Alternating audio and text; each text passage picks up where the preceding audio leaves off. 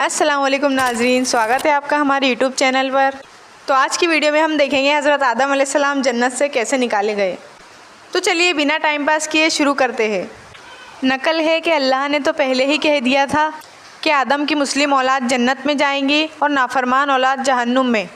اگر سبھی جنت میں چلے جائیں گے تو جہنم کا پیٹ کیسے بھرے گا؟ اس لیے حضرت آدم علیہ السلام کی جنت سے نکالے جانے کی وجہ گیہوں کا پودا بنا، تاکہ دوست اور دشمن میں فرق کیا جا سکے اور کھرے اور کھوٹے کی پہچان کی جا سکے۔ قرآن کی تفسیر لکھنے والوں علماء نے لکھا ہے کہ جب حضرت حوا نے گیہوں کے تھوڑے سے پھل کھائے اور ان کی تاکید سے حضرت آدم نے بھی کچھ کھائے، تو گیہوں کے کھانے کا اثر ابھی باقی تھا اور حضرت آدم علیہ السلام کے معدے میں یہ پوری طرح ہضم نہیں ہوا تھا کہ ان کے جسم سے جنت کا کپڑا گر پڑا اور ان کا جسم ننگا ہو گیا۔ مجبور ہو کر اپنی شرمگاہ ڈھانکنے کا کام انجیر کے پتوں سے لیا۔ پوچھا گیا کہ اے آدم، تیرے ننگا ہونے کی وجہ کیا ہے؟ تو کہا کہ اللہ کے حکم کی نافرمانی کی اور اللہ کے حکم پر نہ چلے، اور اللہ تعالیٰ کے منع کرنے کے بعد بھی وہ گندم کا پودا کھا لیا۔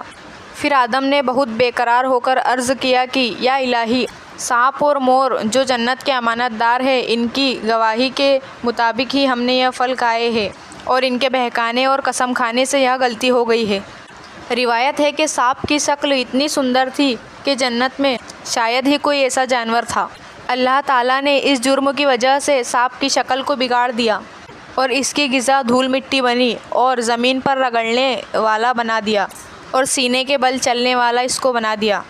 اور حضرت حوا اور ان کی بیٹیوں کو یہ سزا ملی کہ انہیں جننے کا درد ملا اور حیض کی تکلیف ملی اور خاوندوں کے حکم میں رہنا نصیب ہوا اور تابعداری کرنا قرض ٹھہرا۔ پھر ان دونوں کو جدا کر دیا گیا اور ان کے گناہوں کو مشہور کر دیا گیا۔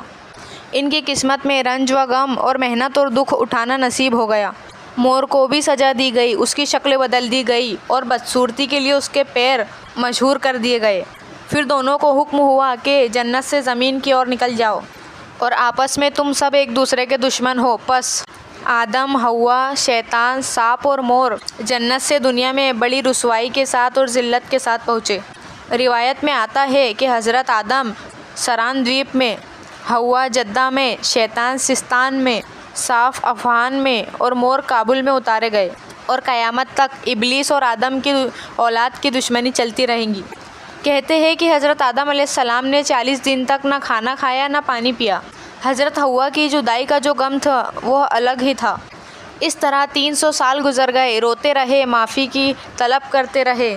پھر اللہ تعالیٰ کی رحمت کو جوش آیا، انہوں نے آدم علیہ السلام کو معافی مانگنے کا طریقہ بتایا۔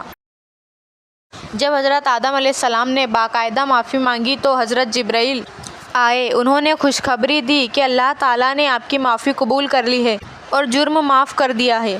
یہ سن کر آدم بہت خوش ہوئے، سکھ چین نصیب ہوا۔ پھر اللہ کے حکم کے مطابق 3 روزے رکھے، 13ویں، 14ویں اور 15ویں کے۔ تو ان کا جسم جو گناہ کی مصیبت اور رنج و غم سے کالا پڑ گیا تھا، ان روزوں کی برکت سے صاف اور روشن ہو گیا۔ اس کے بعد حضرت آدم کو حکم ہوا کہ خانہ کعبہ کی نیو رکھو۔ پھر حضرت آدم علیہ السلام نے جبرائیل کے بتائے مطابق اور فرشتوں کی مدد سے کعبے کی بنیاد رکھی۔ پھر حجر اسود یعنی کالا پتھر جو وہ اپنے ساتھ جنت سے لائے تھے، کعبے میں ایک طرف کو جما دیا۔